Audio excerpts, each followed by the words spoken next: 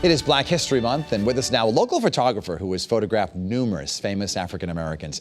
He was also drafted into the NFL and made ballooning history. We'll talk about all of that, and please welcome Bill Costen. And Bill, good to see you here on the program today. Thank you. Let's go back, first of all, because I'm fascinated by the NFL thing. So you were drafted by the Buffalo Bills at the same time O.J. Simpson played for them, correct? Yes. Tell us a little bit about that. It was in 1970. I was drafted out of Morris Brown College out of Atlanta, Georgia. And my claim to fame with Buffalo, I scored the first touchdown for Buffalo in the preseason game against the New York Jets. So for 1 week, I was the leading scorer. And then O.J. Simpson scored the second touchdown the next week. So What was he like? He was a cool guy, regular guy. Were you disappointed later with what happened? Did you stay in touch with him or no? No, not at all. And for our viewers, the desk hides it. You look the part of a football player. You're 6'5", we should point out. And so after that, so you played for, back in the day, the NFL had farm teams, sort of like a minor league team, and it was in Hartford, the Bills, right? Mm-hmm. Yeah, Pete Savin was the president of the farm team in Hartford, which was the Hartford Knights. So after I left Buffalo, I came to Hartford and played with the Hartford Knights for 2 years. And then I started working in an insurance company, so I stayed here ever since. So after football, you found insurance, you found ballooning. We're going to talk about that in a little bit, but you also found photography.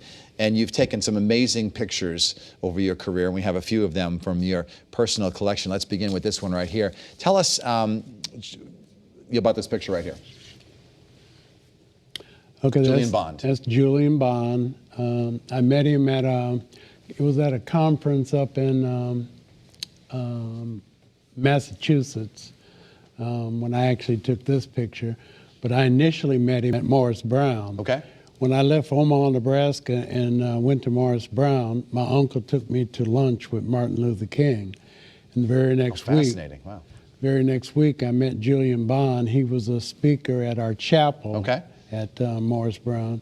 So, you know, I've actually, and then I met him again at the March on Washington, the anniversary. And next up we have, this is Stuart Scott, the late ESPN broadcaster. This is, I assume, the Travelers Championship? Right. You know, I have some friends who work at ESPN, and his loss has just been felt so deeply over there. I know we've gone through it with Denise, and I know for many people over there at ESPN, it's much the same. What was he like? Or did you just... I didn't meet him. So you just photographed him, okay. Yeah, just photographed Our next him. picture that we have from your collection, right here. Desmond Tutu. He was in West Hartford. He was at some conference in West Hartford, and I didn't meet him, but I took that at the press conference there. Okay, we have some more familiar faces for you coming up here. Dick Gregory, that was taken at University of Hartford. Okay. I think I remember that visit. He was there for, I think, a Kwanzaa celebration that they were having. Okay. We know, she looks familiar to me. Who could that possibly be? The one and only Gayle King. Where did you take this picture? Right at University of Hartford. Oh, I interviewed her there. She came back. It was after she left Channel 3, and she was working for O Magazine. Of course, we saw Gayle this past week at the memorial for Denise. She had some really nice things to say. Gayle, did she ever take a bad picture? No. Never. No. All right. And finally, Michelle Obama. She came for the... we have two more. We have two more. She came for the, I think to help Governor... Malloy? Malloy. Yes, that's right.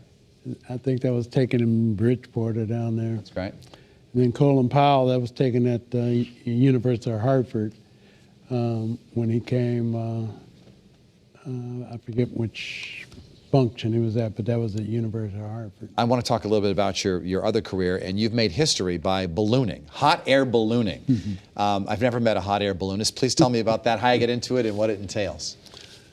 Guy came up to me and said, let's start a balloon club. I said, what's a balloon? And he showed me a picture of a balloon. I said, well, what does it do? And you know, one thing led to another. So we started a balloon club. And then one thing led to another. I got a balloon dealership.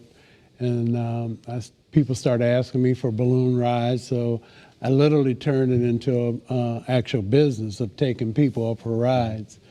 So for 40 years, 42 years, I was in ballooning, taking people up for rides. I've taken up thousands of people. And I won a Lifetime Achievement Award for 40 years of service in ballooning. So that was called a Ed Yost Master Pilot Award. And now there's going to be a movie, correct?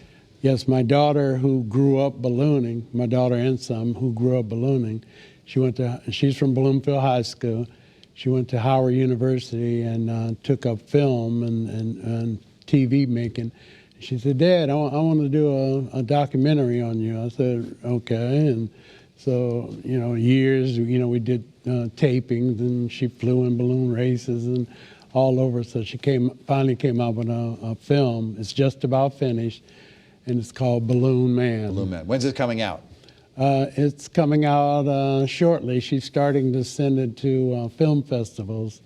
And probably one of the first places we'll show it, the premiere will be here in Hartford. I think this is pretty fast.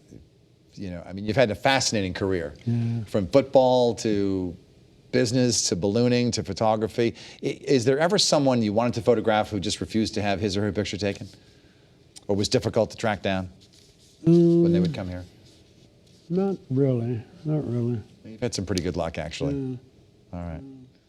Because I have a traveling Black History exhibit that I take around to different places. So I always try to, I was a photojournalist for John Allen at the North End Agents for a while. So I try to, anytime somebody who was coming into town that I had in my exhibit, I try to photograph them. Well, I would recommend that you follow Bill on Facebook, because I have learned so much about Black history from all the things that you constantly post. So it's a great pleasure to have you on. Thank you very much. Thank you. And enjoy your Sunday. And